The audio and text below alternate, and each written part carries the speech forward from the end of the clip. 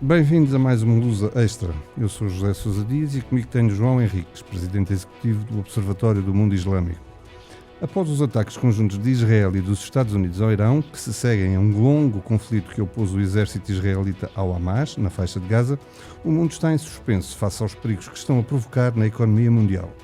O presidente norte-americano e o primeiro-ministro israelita defendem que o mundo ficaria melhor sem o Irão, a quem acusam de querer enriquecer urânio para poder fabricar armas nucleares, continuarão a negar e a garantir que pretende utilizá-lo apenas para fins civis. A Europa, a NATO e os países árabes pouco respaldo têm dado à ofensiva israelo-norte-americana, estranhando-se o quase silêncio da China e Rússia, países tradicionalmente próximos do Irão. Lusa Extra, um podcast da agência Lusa. Com João Henrique vamos tentar saber mais algumas respostas a estas questões. Dr. João Henriques, começava por perguntar-lhe que esta história do bloqueio do Estreito de Hormuz é perigoso para a economia mundial e já está a produzir efeitos, com os preços do petróleo e do gás a subir em flecha. A quem é que interessa esta situação? Muito bom dia, muito obrigado pelo convite. A quem interessa esta situação?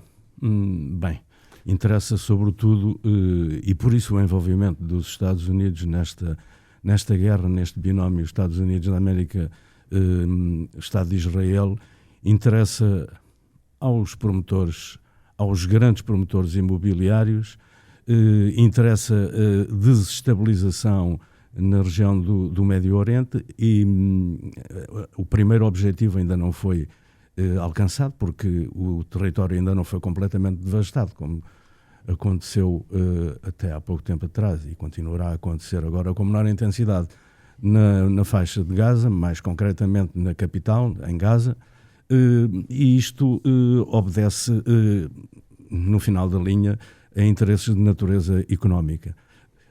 Mas este será o propósito, este será o objetivo, embora não declarado o objetivo de Washington. Todavia, o objetivo de Tel Aviv é bem diferente. É um objetivo que eu entendo ser de natureza religiosa, de natureza recorrentemente referida por parte do primeiro-ministro Netanyahu, um problema de existencialismo, que não é naturalmente o propósito já o referi, do inquilino da Casa Branca.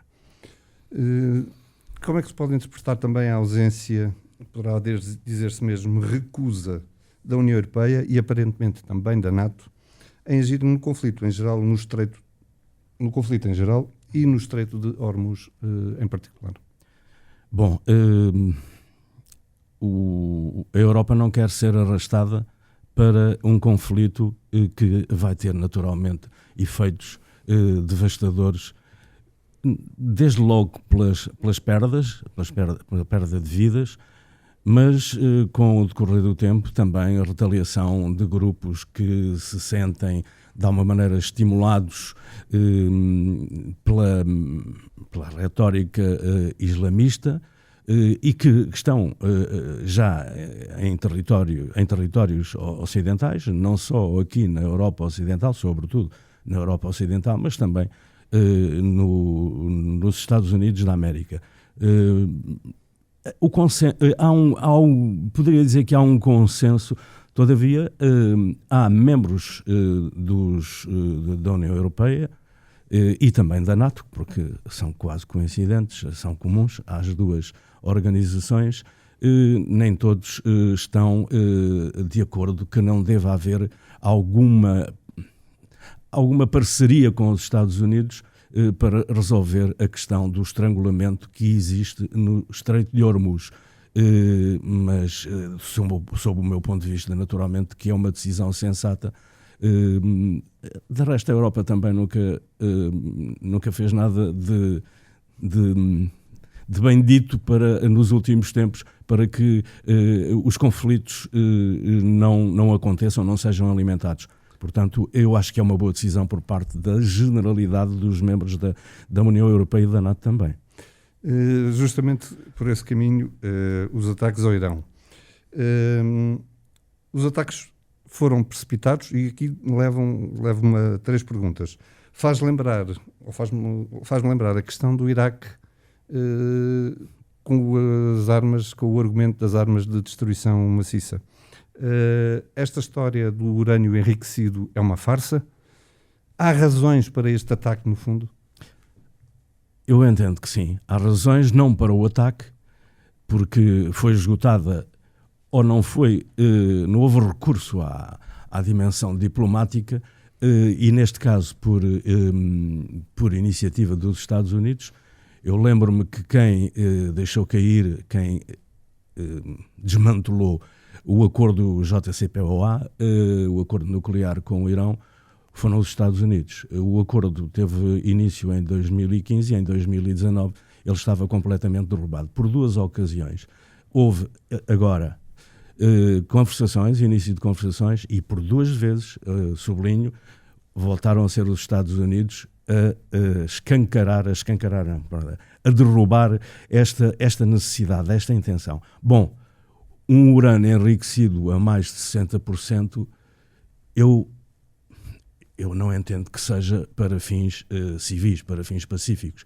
Naturalmente que a Agência Internacional de Energia Atómica estabeleceu um máximo de 3,6%, 3,7% de enriquecimento do urânio para fins não bélicos, para fins de saúde, para apoio às populações, para o avanço da ciência, mas, francamente, 60 e muitos por cento não poderão ser para fins que não sejam bélicos. Todavia, não podemos olhar só com um dos olhos. Ali ao lado, alegadamente por razões de existencialismo, o Estado de Israel, apesar da sua ambiguidade, tem, desde sempre, escondido o seu poder nuclear. Poderíamos entender, nesta altura, que, de acordo com os números, poderá oscilar entre 90 e 200 ogivas, sabendo que uma só ogiva, por exemplo, no caso de Israel, uma só ogiva destruiria completamente, arrasava completamente os 20 mil quilómetros quadrados que é a superfície de Israel. Portanto, não pode haver um peso e 2 medidas, que é o que está a acontecer. Então, o Irão não deve, ainda por cima o Irão até assinou o acordo de proliferação não nuclear, o que não aconteceu com o Estado de Israel. Portanto, temos que julgar salomonicamente, com alguma equidistância e com algum equilíbrio de razões, o que não está a acontecer. Essa não existência de equilíbrio de razões estará ligada, de certa forma, ao facto de o lobby israelita ter convencido Trump a alinhar nesta aventura, entre aspas, no Irão? Sim, tem havido alguma ilusão relativamente a isso. As pessoas pensam que, também por culpa de alguma, sublinho, comunicação social. Portanto, a ideia que resulta é de que os Estados Unidos decidiram atacar território soberano, território da República Islâmica do Irão, mas aqui o que normalmente é escondido é que quem está a comandar, perdoe-se-me o plebeísmo, a usar os cordelinhos, tem sido Tel Aviv. E porquê? Isto é uma razão, naturalmente. Tel Aviv não, a população judaica em metade, cerca de metade, vive nos Estados Unidos, são os grandes tubarões da comunicação social nos Estados Unidos, e daí já sabemos quais são as influências que daí pode trazer até para a falta de esclarecimento, para a desinformação no mundo em geral, não é só no mundo ocidental, no mundo em geral. E aquilo que os Estados Unidos estão a fazer, como fizeram em junho também, no ataque às plataformas de enriquecimento de urânio, foi por encomenda, naturalmente, de Netanyahu. Não vamos escamotear esta verdade.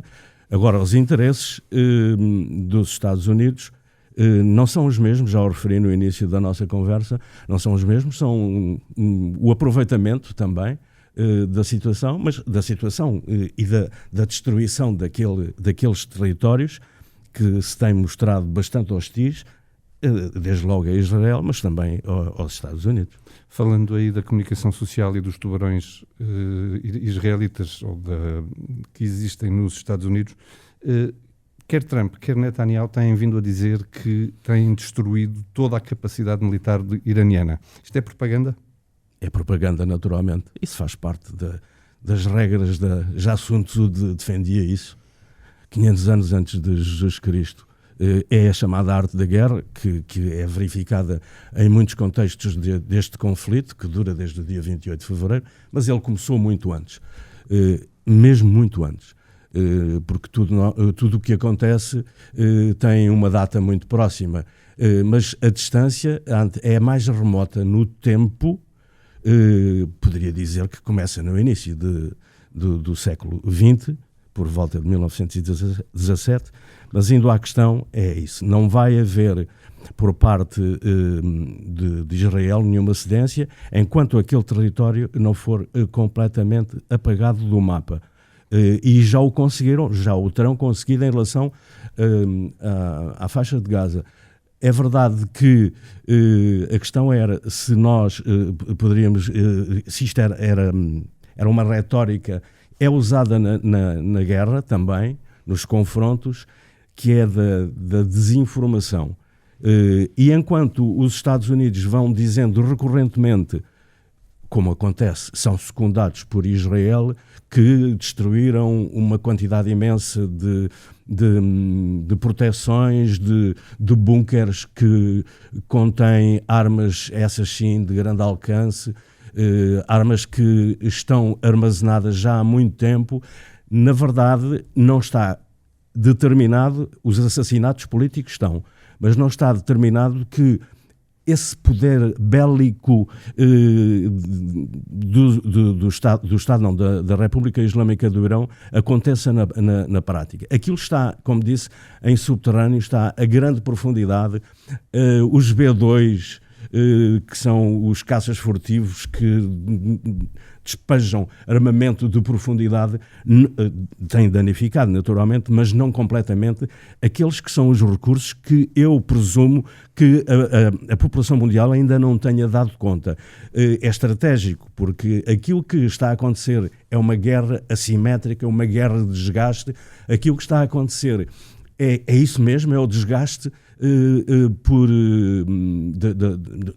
no caso de Israel, da cúpula de ferro, porque cada vez que tentam anular um projétil que vem do lado de lá, neste caso do Irão, esse projétil é de baixa qualidade, são feitos, há uma enorme produção desse equipamento, e Israel vai-se desgastando. É uma guerra, sublinho, uma guerra de desgaste.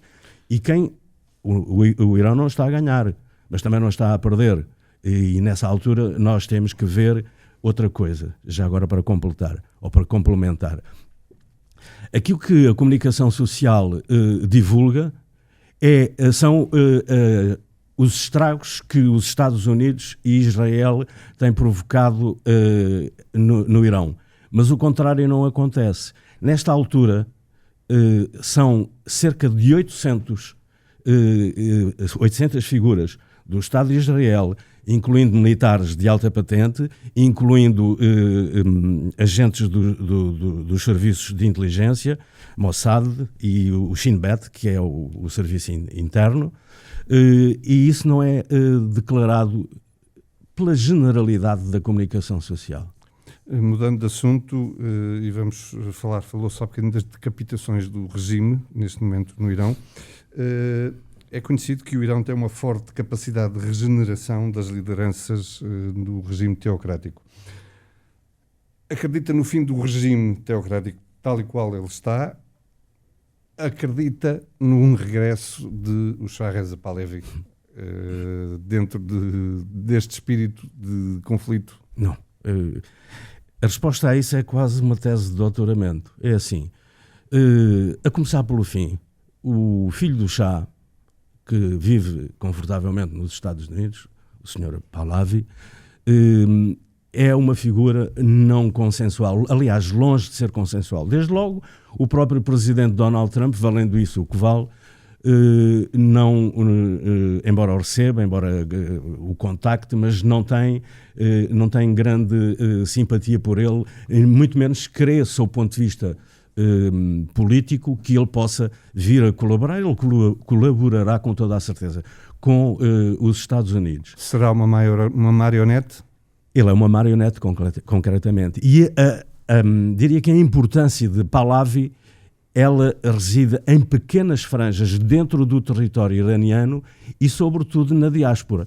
E dentro do território iraniano há uma grande divisão. Diria que a oposição ao governo, à liderança dos ayatollahs, essa oposição não é orgânica, não está concentrada numa liderança que oriente os destinos do Irão.